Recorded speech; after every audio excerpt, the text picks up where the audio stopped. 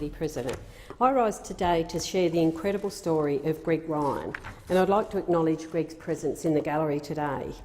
Greg's is a story of determination, of struggle, and ultimately one of acceptance and of international advocacy.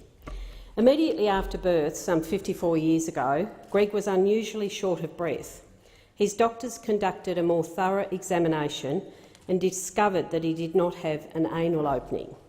Due to the congenital condition Imperforate Anus, or IA for short, his parents were advised that they should arrange for a baptism as soon as possible, and there was no certainty he would survive the day. Greg was baptised an hour after birth, placed in a humidicrib and rushed in the back of his father's Volkswagen across town to the Royal Children's Hospital, where Greg was quickly admitted. After life-saving surgery was performed within 24 hours, for the next 50 years Greg told no one of his IA except for his parents and medical professionals, not his wife, not his brother, not his friends or his colleagues. And then 4 years ago, Greg returned from a short holiday. He only lasted 3 days on that holiday before suffering a serious mental breakdown. In his words, he returned in disarray both physically and mentally, and for the next few months lived in a torpor of despair and isolation, regularly mutilating himself and searching for a pathway out. Somewhere in the haze, he recalls searching on Facebook for Imperforate Anus, hoping for a support group for people with the condition. Greg found 3 groups, and soon after introducing himself was contacted by a young woman who also lives in Melbourne, who is the mother of a young man with IA. Greg was invited to meet up at the Melbourne Zoo of 4 mothers and their children, some with IA. Greg was apprehensive but also excited on arrival. He had never met anyone else with IA. For the first hour, they strolled through the zoo and chatted casually but awkwardly. Over lunch, the inevitable conversation began. Greg recalls that one of the mums described the history of her then 7-year-old son, how he required daily enemas. Greg writes that he was overcome with emotion as he watched this wonderful child enjoy the company of his peers he saw in himself. He says he had to do everything in his power not to burst into tears. Soon after, he began talking to one of the other mothers, Christy. Greg asked Christy how her daughter was, inquiring if she had to endure the daily debilitating treatment Greg so remembered from his childhood. Christy responded, "It's not my daughter, Greg. I am the one who has IA." Greg was speechless. He said tears ran down his face. It was the first time either Greg or Christy had met another adult with IA. They had both lived a lifetime believing they were the only person in the world with this condition. From that chance inquiry on Facebook, Greg then met people from around the world. He had a support network. He became a key in the worldwide IA support network. He became the voice of thousands of children around the world to assist their parents, their carers and doctors understand the whole experience of a child with IA. Over time, Greg saw the need to take further control of his life.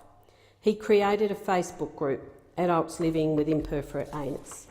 This secret group allowed adults a private space to discuss issues in an open and supportive environment. The Facebook network led Greg to the Pull-Through Network of America and to Orlando, Florida, where he attended a conference which changed his life, not medically, but mentally, and it created a sense of determination to let people know about IA and to share the patient experience with doctors and surgeons who saw the physical conditions as medical problems to solve, but hadn't adequately considered the whole person. The mental trauma of daily life with IA, the enemas, the leakage, the hundreds of days in hospital, the fear of breakdowns, the complete lack of support from teenage years to adulthood. I met Greg just weeks ago after I was invited to join the advisory committee of his new charity, the 1 in 5,000 Foundation. 1 in 5,000 was formally established late last year to advocate for Australians with anorectal malformations, which is the other name for IA. The name is derived from the fact that 1 in 5,000 people are born with some form of IA. Greg has written a book, My Secret Life, Surviving a Rare Congenital Condition. It's a fabulous read. The book is the first of its kind on the patient's experience of IA. Greg gave me a copy of the book and I simply couldn't put it down. I read it. I'm not a big reader, but I read it within about a day and a half in between flights and a whole range of things. It's probably one of the most frank, honest and enlightening stories of someone's life that I have ever read. Greg honestly shows the courage he has as a human being, sharing the most personal aspects of his life. Greg has tried and succeeded to lead a reasonably normal life. Things like playing sport, holding down jobs, getting married, but he encountered many barriers while living everyday life. While he could often deal with the challenges, he brutally outlines how on a small number of occasions things just got simply too much. Greg's honesty in the book and over the dinner that we shared with the struggles he has had with depression and has suffered on at least 4 occasions serious mental breakdowns. Sitting at the table in an Italian restaurant in Fitzroy, eating dinner with Greg and my good friend Les Cameron, was as normal as anyone can imagine. The other diners would not have been aware of the story that I was hearing, but neither would they be aware of the traumas that Greg had experienced during his life. We looked like any other 3 people out having dinner, talking, laughing and enjoying ourselves.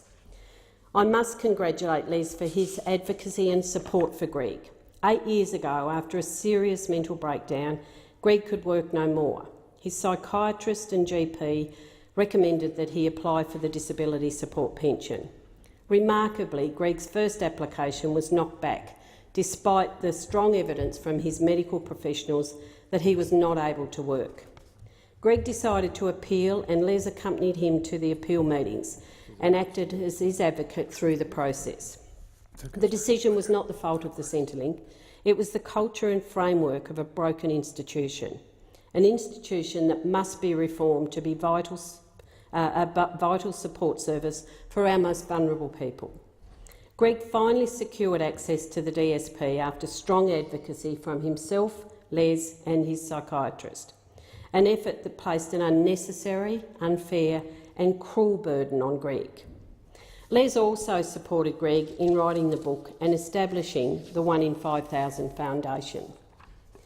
The 1 in 5,000 Foundation has set a clear vision that within 5 years we ensure that every child born with IA or ARM in Australia and possibly across the world is guaranteed.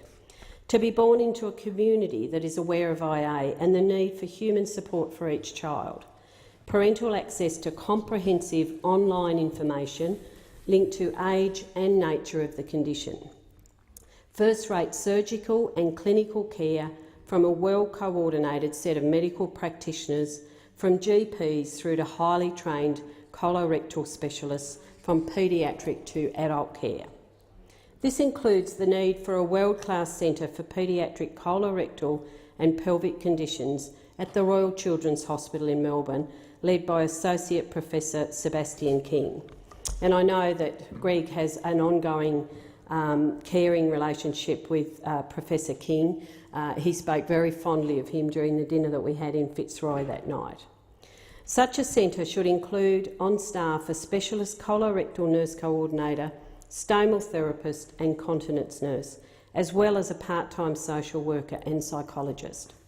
The final aim of 1 in 5,000 is for comprehensive support for children, parents and family at the equivalent to any other congenital condition, including a world's best practice peer group support program with training for ARM community members. I want to thank Greg for his advocacy. I want to thank him sincerely for travelling up here today. It's a massive thing to come to Canberra to listen to someone to deliver a 10-minute speech. So thank you, Greg. But thank you for your advocacy, for your passion. And I would urge everyone to read The Secret Life. And I know we're not allowed to have props, but this is the book.